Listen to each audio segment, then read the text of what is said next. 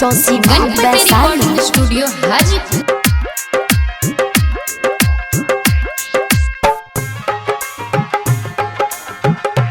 आगे माई उहे छौरी हमारा से नंबर लिया है। आगे माई उहे छौरी हमारा से नंबर लिया है। आगे माई उहे छौरी हमारा से नंबर लिया है। आगे माई उहे छौरी हमारा से नंबर लिया है। आगे माई उहे छौरी गलिया में चुमा दिया है। आगे माई उहे छौरी रोतिया में चुमा दिया है।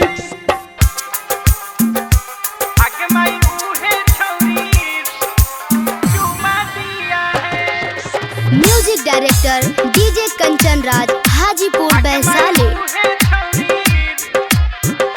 आए है हमारा के पिया बाबू मान लिया है। आए है हमारा के पिया बाबू मान लिया है।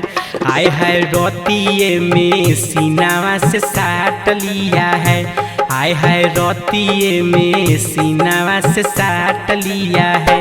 आगे माई उहे छौरी गलिया में चुमा दिया है।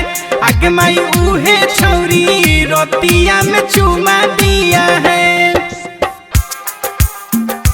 आगे माई उहे छौरी चुमा दिया है।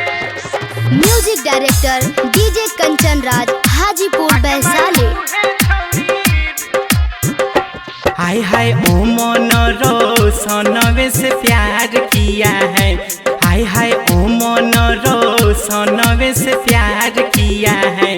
हाय हाय राना नीतीश से इजहार किया है। हाय हाय राना नीतीश से इजहार किया है। आगे माई उहे छौरी गलिया में चुमा दिया है। आगे माई उहे छौरी रोतिया में चुमा दिया है।